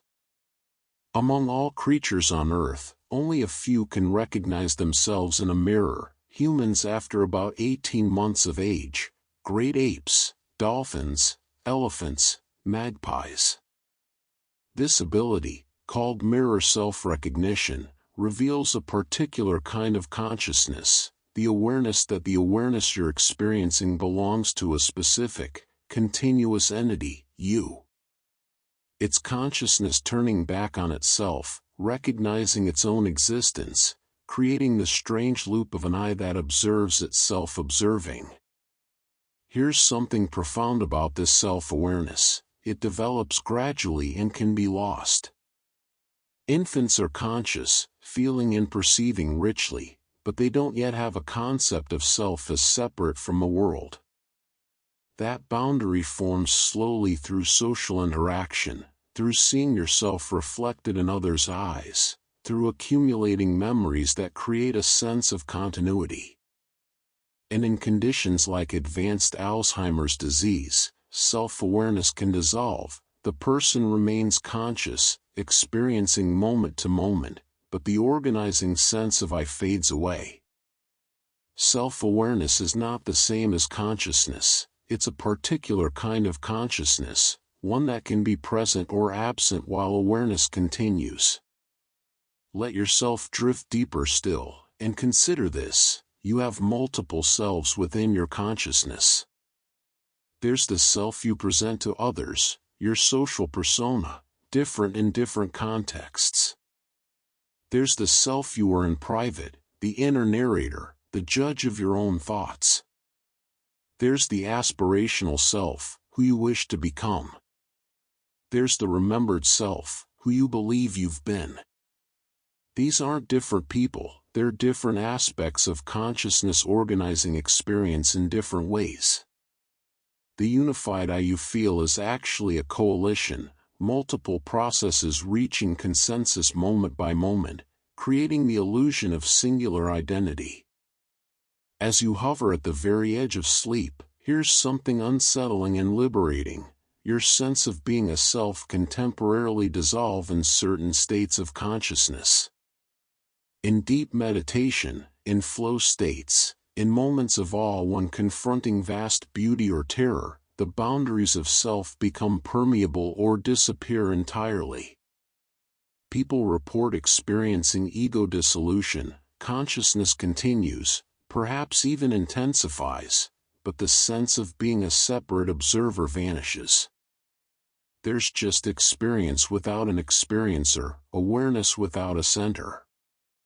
These moments suggest that selfhood, while compelling, is optional. Consciousness can exist in a mode that's selfless, boundless, merged with everything.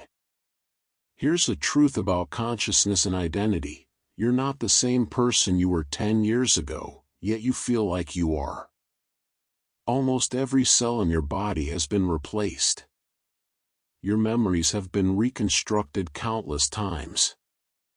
Your beliefs, preferences, and values have shifted. The person who bears your name a decade from now will be different still. Yet consciousness creates the illusion of continuity, the sense that there's an unchanging you persisting through all these changes. This continuity is a story consciousness tells, a narrative that binds separate moments into a coherent self. You are not a thing but a process, not a noun but a verb, not being but becoming. And as sleep finally, completely dissolves the boundaries of self, rest with this. Perhaps the question isn't what is consciousness, but who is conscious? And the answer might be, no one and everyone. Consciousness might be more fundamental than the selves it creates, existing before self-awareness, continuing after selfhood dissolves. You, the particular pattern of consciousness reading these words, are temporary, a wave in the ocean of awareness, arising briefly and then returning to the vast source.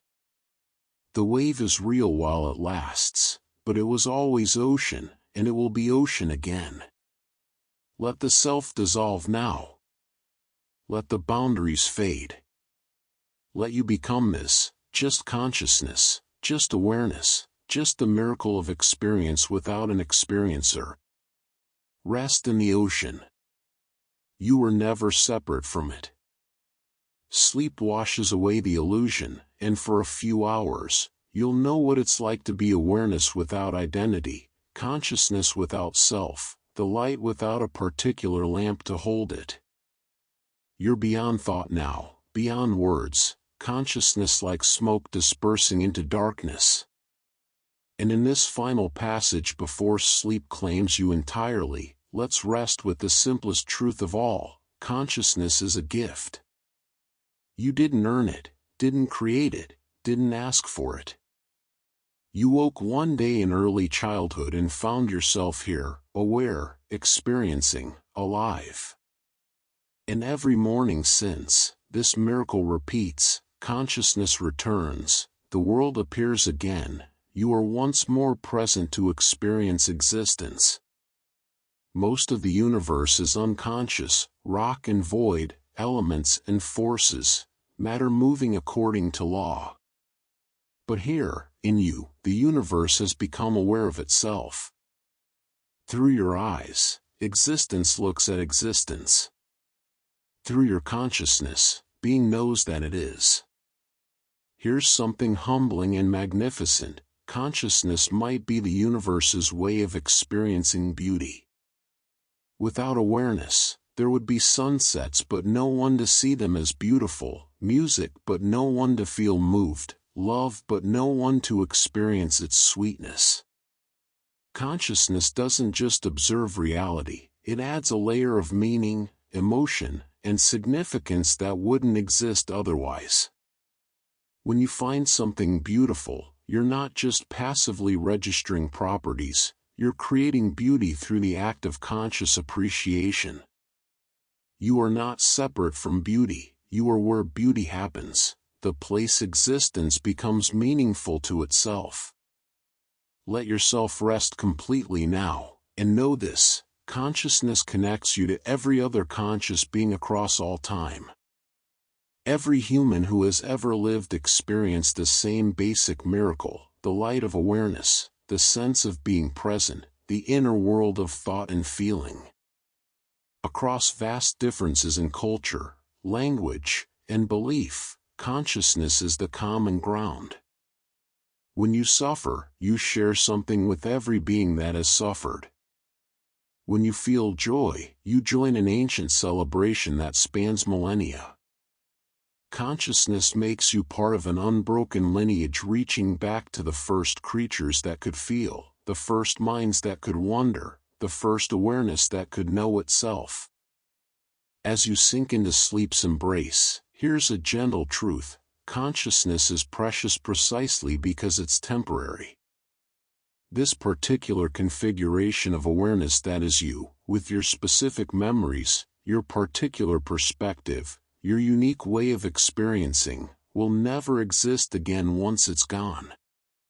Every moment of consciousness is unrepeatable, irreplaceable, valuable beyond measure simply because it is. You don't need to achieve anything, become anyone, or prove anything. The fact that you are conscious, right now, is already the deepest achievement, the highest value, the ultimate gift. Here's something about consciousness that ancient wisdom traditions understood: beneath all the thoughts, emotions, and sensations, there's a basic quality of awareness that's always the same, a pure, clear presence that witnesses everything but is itself unchanging. Whether you're happy or sad, young or old, success or failure, this basic awareness remains constant. It's been with you since your first memory and will be with you until your last. Some call it pure consciousness, some call it presence, some call it the witness. Whatever you name it, it's the most intimate thing about you, yet somehow beyond personal, as much a part of the universe as it is a part of you. And now, at the very edge of sleep, the very threshold between waking consciousness and dreaming consciousness, rest with this final thought: consciousness is its own reward. You don't need to understand it, master it, or transcend it. Simply being aware, simply experiencing this moment, whatever it contains, is enough. You are enough. This awareness is enough. The gift has been given, and all you need to do is receive it, moment by moment, breath by breath, until sleep transforms consciousness once again into a different kind of gift, a different kind of knowing. Sleep now, beautiful consciousness. Rest in the mystery. You are awareness itself, taking form briefly as a person, as a life, as this particular stream of experience flowing through the eternal now. Tomorrow you'll return, consciousness rekindling like a flame, and the gift will be given again. But tonight, let go. Dissolve. Become the darkness. Become the silence. Become the vast awareness that holds all things. Sleep, sleep, sleep. You are consciousness dreaming it is you. And now, the dream transforms. Rest in peace. Rest in presence. Rest in the infinite awareness that you have always been and will always be. Good night. In the deepest silence of night, as your consciousness hovers in that strange territory beyond sleep yet not quite waking, let's explore something at the very edge of understanding: the relationship between consciousness and the physical world. Quantum physicists discovered something puzzling: at the tiniest scales of reality, particles exist in multiple states simultaneously until they're observed. The act of measurement, of observation, seems to collapse these possibilities into a single actuality. Some interpretations suggest consciousness itself plays a role in this collapse, that awareness somehow participates in creating reality at its most fundamental level. Whether true or not, it raises a provocative question: does consciousness merely observe the universe, or does it help bring the universe into being? Here's something that challenges materialism. Consciousness seems to have properties that don't fit neatly into physical description. You can measure brain activity, track neural firing patterns, map the entire connectome of a brain, and still you won't have captured what it's like to be conscious, the subjective, qualitative feel of experience. This is sometimes called the explanatory gap, the space between objective physical processes and subjective conscious experience. No matter how completely we describe the brain in physical terms, something seems left out: the experience itself, the interiority, the felt sense of what it's like. Consciousness might be indicating something about reality that purely physical descriptions miss. Let yourself float in this mystery, and consider. Some physicists and philosophers propose that consciousness might be a fundamental feature of reality, like space, time, or mass, not something that emerges from complexity but something that's woven into the fabric of existence itself. In this view, even elementary particles might have the faintest glimmer of proto-consciousness, and complex consciousness like yours emerges when these basic elements combine in intricate ways. It's a strange idea, but it solves certain puzzles. If consciousness is fundamental, there's no mystery about how it arises from unconscious matter, because matter was never truly unconscious to begin with. As you rest in the darkness, here's another perspective. Consciousness might be what information feels like from the inside. When a system integrates information in complex ways, creating unified representations from multiple inputs, subjective experience emerges. A thermostat processes information but doesn't integrate it. There's probably nothing it's like to be a thermostat. But your brain integrates billions of pieces of information into a unified experience, and that integration is what consciousness is. In this view, consciousness and certain kinds of information processing are two sides of the same coin, the objective and subjective aspects of one phenomenon. Here's something about the mystery of consciousness and physical law. Consciousness seems to have causal power in the world, yet it's unclear how subjective experience could cause physical events. When you decide to raise your arm and it rises, what actually happened? Did your conscious intention cause neurons to fire, or did neurons fire and consciousness simply witness the movement? This is called the problem of mental causation, and it's deeply puzzling. If consciousness is just a byproduct of brain activity with no real causal influence, then you're effectively a passenger in your own life, watching but not steering. Yet that contradicts the deepest intuition you have, that your conscious choices matter, that awareness makes a difference. And as you drift at the boundary of sleep, rest with this: perhaps consciousness isn't confined to individual brains at all. Some interpretations of quantum mechanics suggest that consciousness might be non-local, not bound to particular locations in space and time but somehow distributed or connected across distances. Experiments in quantum entanglement show particles influencing each other instantly across vast distances, as if space itself doesn't separate them completely. Could consciousness have similar non-local properties? Could awareness be less like a light bulb in your skull and more like a field extending beyond your body, connecting with other fields in ways we don't yet understand? It's speculation, but it opens possibilities, that consciousness might be far stranger, far more expansive, than our everyday experience suggests. Rest in the strangeness now. You are consciousness puzzling over itself, awareness wondering about awareness, the universe's most mysterious phenomenon contemplating its own mystery. Let questions dissolve into sleep. Some mysteries aren't meant to be solved but simply lived, experienced, wondered at in the darkness.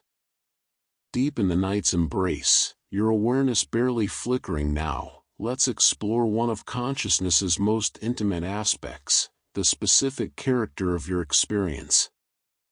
Philosophers call this phenomenal consciousness, the raw feel of experience, what it's actually like to see red or taste chocolate or feel warmth.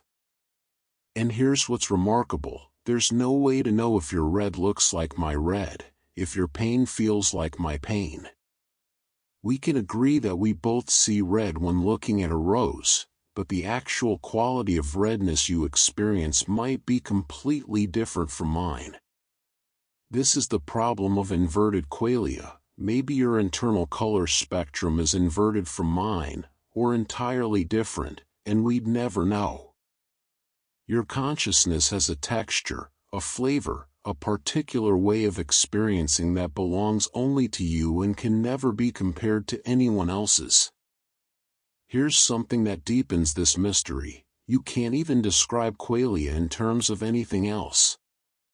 Try to explain what red looks like to someone who's been blind from birth, you'll find it's impossible.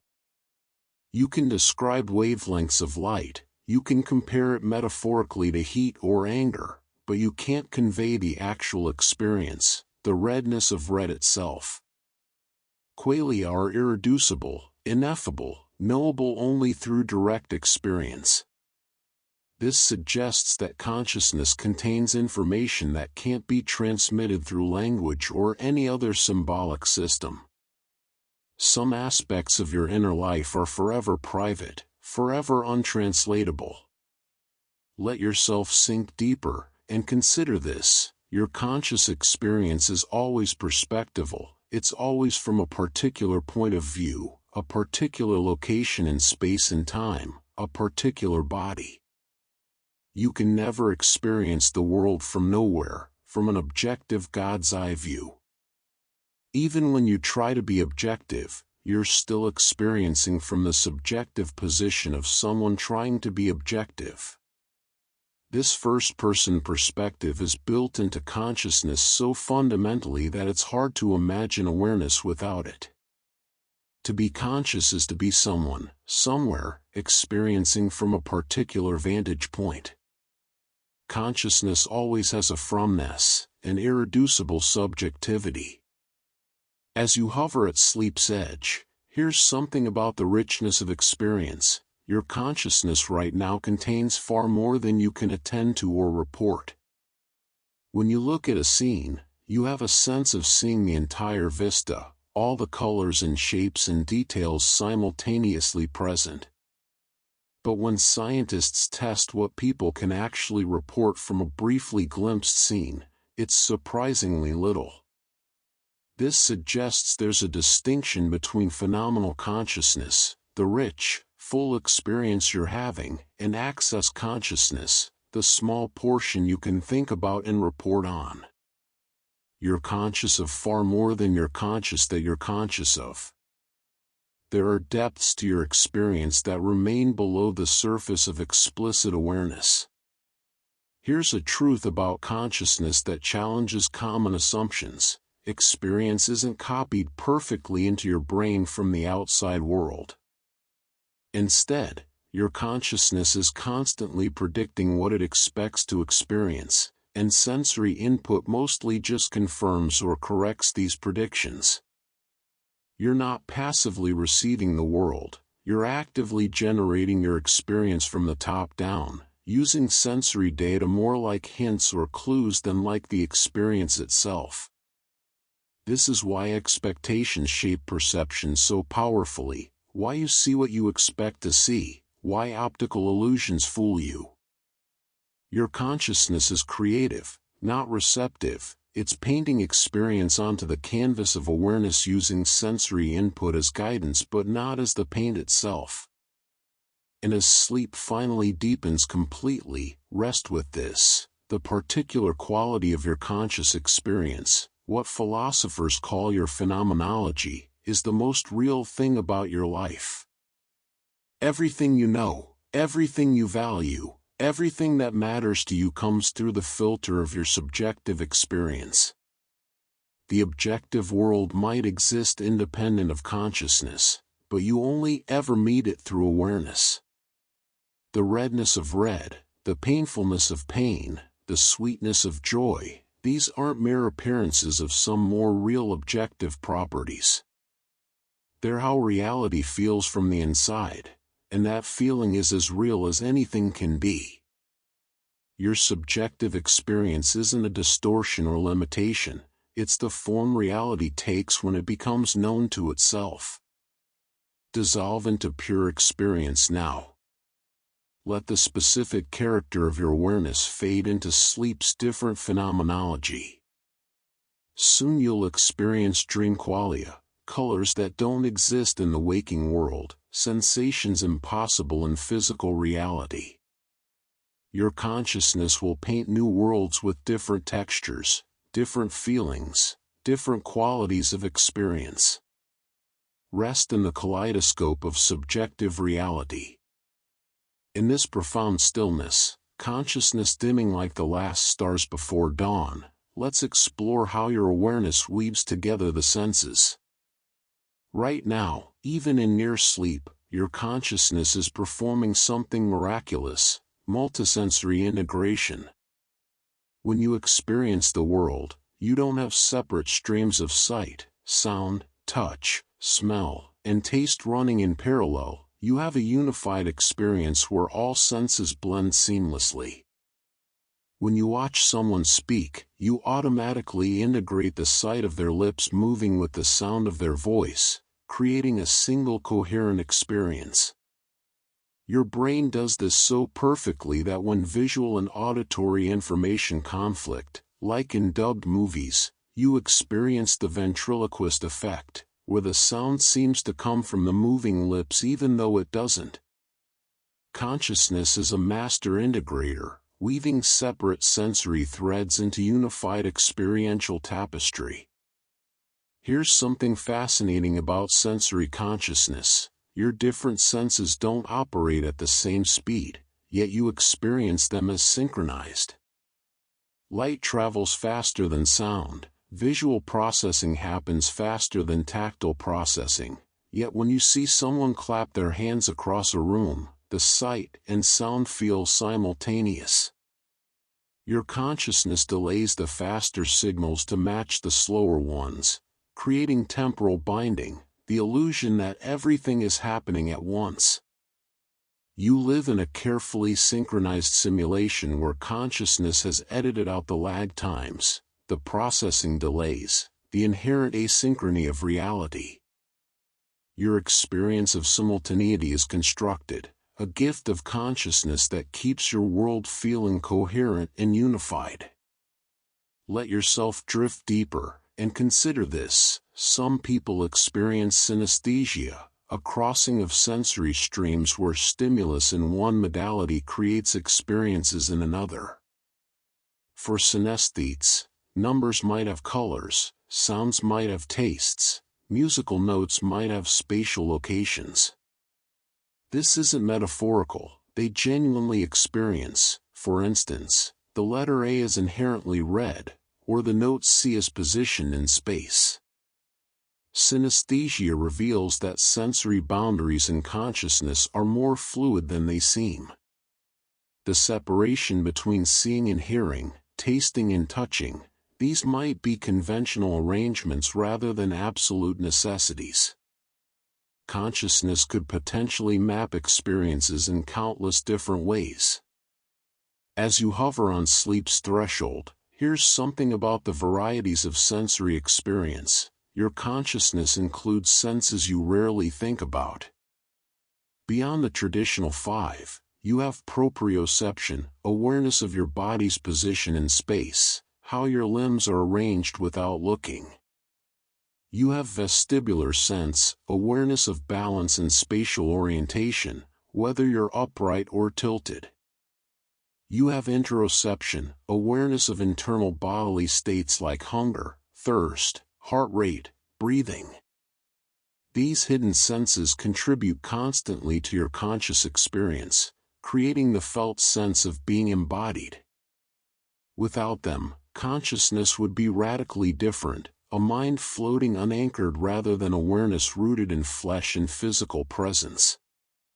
Here's a truth about sensory consciousness and its limits: you experience only a tiny slice of available information. Your eyes detect only a narrow band of electromagnetic radiation, what we call visible light, while infrared and ultraviolet remain invisible. Your ears hear only frequencies between roughly 20 and 20,000 Hz, missing the ultrasonic and infrasonic. You're surrounded by radio waves, cosmic rays, magnetic fields, and chemical signals you cannot perceive. Other creatures inhabit sensory worlds wildly different from yours: bees seeing ultraviolet patterns on flowers, snakes sensing infrared heat signatures, sharks detecting electrical fields. Your consciousness is tuned to a specific channel of reality, and whole dimensions of existence pass by unnoticed, unfelt, unknown.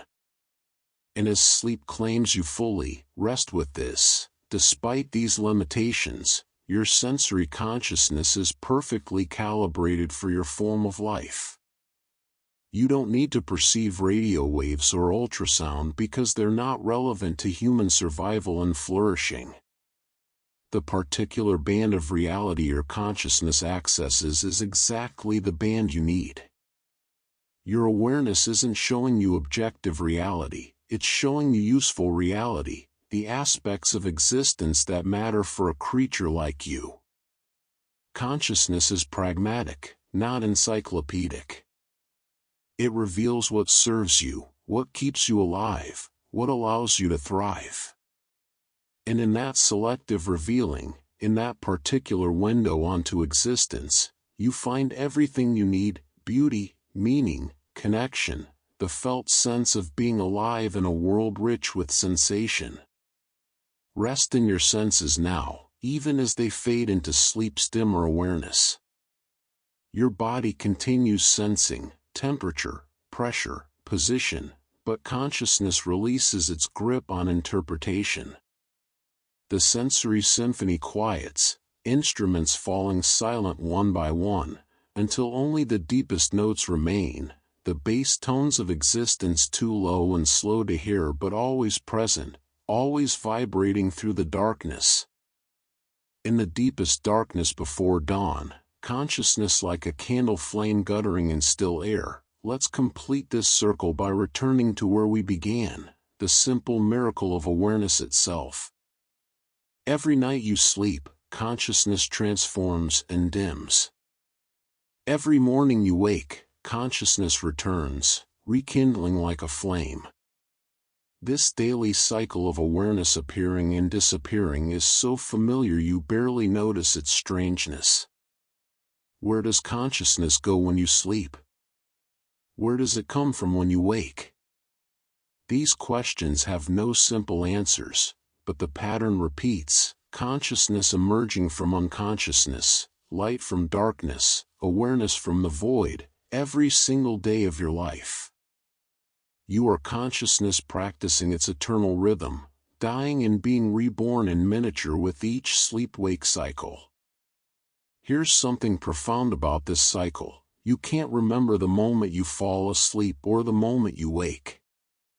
Consciousness can't observe its own transitions. The falling asleep happens outside awareness, and by the time you're aware of waking, you've already woken. There are gaps in your experience, moments when the light of consciousness goes out and then comes back on, and you never witness the switching. This reveals a fundamental limit: consciousness can't be present for its own absence. You can only know that you are unconscious after the fact, by inference, by noticing time has passed. The boundaries of consciousness are invisible to consciousness itself. Let yourself rest in this final mystery now, and know this: consciousness doesn't require perfection to be valuable.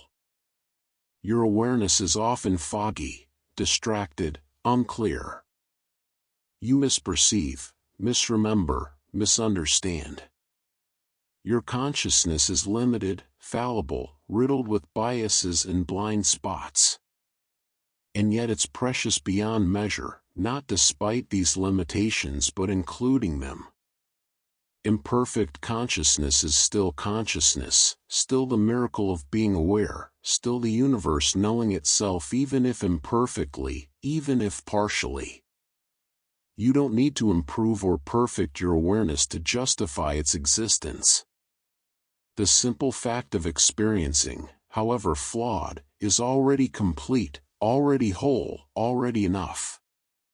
As you sink into the final depths of this night, here's a truth about consciousness and mortality: your awareness will end, but awareness itself continues. When your particular consciousness ceases, when this specific perspective falls silent, consciousness doesn't disappear from the universe, it continues in billions of other minds, in forms you'll never know, experiencing realities you can't imagine. You are one note in an infinite symphony, one wave in an endless ocean, one moment of the universe being conscious of itself. Your particular awareness is temporary, but you're part of something vaster, something ongoing, something that was conscious before you were born and will be conscious after you die. Here's something both humbling and elevating: consciousness might be the most important thing in existence, or it might mean nothing at all. Perhaps awareness is the universe's ultimate achievement, the reason reality exists, existence justifying itself through being experienced, known, felt. Or perhaps consciousness is just an accident, a side effect of complexity, meaningless in the grand scheme. You'll never know for certain. But here's what you do know: for you, consciousness is everything. Without it, there would be no you, no world, no meaning, no value, no experience of existence. Whether consciousness matters cosmically or not, it matters absolutely for every conscious being. It's the condition for all conditions, the presupposition of all presuppositions, the light without which nothing could ever be seen. And now, at the end of this long journey through consciousness and its mysteries, rest with the simplest truth: you are awareness, here and now. Not your thoughts, not your feelings, not your memories or plans, just awareness itself, the bare fact of experiencing, the light in which everything appears. This awareness doesn't belong to you, you belong to it. You aren't someone who has consciousness, you are consciousness taking temporary form as someone. And when this form dissolves in sleep, or someday dissolves permanently in death, consciousness itself continues, eternal and inexhaustible, the background in which all experience appears and disappears. Sleep now, beautiful awareness. This journey ends where it began, in consciousness, in mystery, in the eternal present moment that's always arriving, always passing, always here. You are the dreamer and the dream, the observer and the observed, the question and the answer, awareness wondering about itself in the infinite darkness. Rest. Release. Return to source. You are consciousness coming home to itself, the wave collapsing back into the ocean, the breath returning to the breathing. Be at peace. Be present. Be. Good night, eternal consciousness. Good night.